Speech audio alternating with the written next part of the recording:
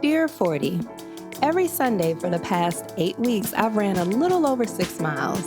On 2 occasions, I was only able to make it 4 miles because, well, I had things to do. In addition to running, I've included 45 minutes of high-intensity interval training, plus a bucket of sweat per day in calisthenics, and clocked over 8,000 Russian kettlebell swings. Okay, pause. Kettlebells? Before I stepped into the world of kettlebells, I did not get it. Really, I was like, how is swinging this ball of weight up and down going to tone and tighten anything? But I stuck with it, and then it happened. My first run after a week of kettlebell swings, and I noticed an immediate difference. My pace and my power were on point. My average mile per minute improved by 2 minutes, and I either maintained or increased my pace for 3/4 of my run.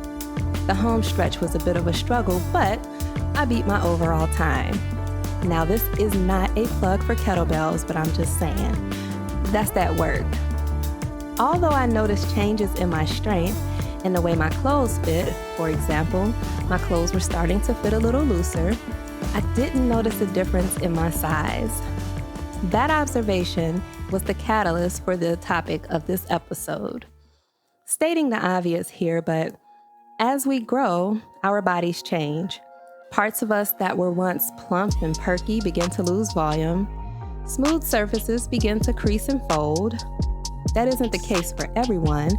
Genetics, skin type, one's diet, and overall health are also factors, but as we navigate these years of life, change is the inevitable constant. To be more mindful of this change, earlier this year, I purchased a Dara FitTrack scale. I was pleased with my purchase.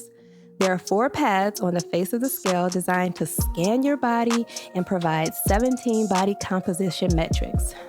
Basically, you get a snapshot of how the weight, muscle, fat, and water inside your body is distributed. Also, brace yourself, the scale calculates your body's age. Glad to say, I was in the ballpark of my Earth years, but the weight distribution. My focus quickly became changing those numbers. Exercise more, meal prep, hydrate. Exercise more, meal prep, hydrate. Exercise more, meal prep, and hydrate. As with all things in life, there has to be a balance. After a couple of months of using my FitTrack, the numbers did not budge. The difference in my strength and stamina was felt, but on the surface, in the mirror, I noticed nothing.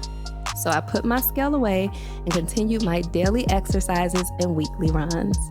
During a moment of recovery day reflection, it became clearer than ever before. Staying fit is more than physical. There's a mental and spiritual aspect as well. If what you're doing to maintain your physical health compromises your mental or spiritual health, perhaps a recalibration is needed for balance. The same rule applies in the mental and spiritual spaces. And balance looks different from one person to the next.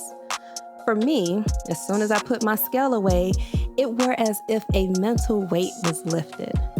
The numbers on the scale had become a distraction, so I shifted my focus and opted to commit to a consistent routine.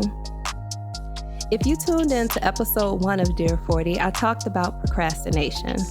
Thankfully, exercising is one area of my life where procrastination is not an issue.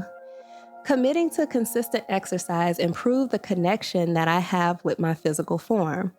I am fearfully and wonderfully made, so let me take care of this vessel while I'm here.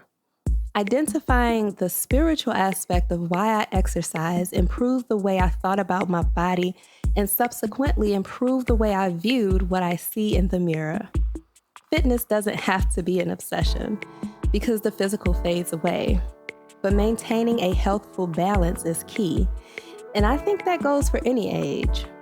I follow a fitness page on Instagram, Kukua Fitness, and I'd like to quote a line from the caption by founder and creator, Coach Kooks, affectionately known as Madam Ageless. It's not about the age, it's about the energy. think I'll pocket that bit of wisdom and apply it to all of life. So while I may have a few jiggly bits, perhaps they'll become less jiggly with consistency. In the interim, I shall continue to enjoy the hours of high-intensity training, plus the buckets of sweat and the swinging of kettlebells. What healthful changes will you commit to? Whatever it is, just remember to stay balanced. Thanks for listening. Tune in next week for another episode of Dear 40.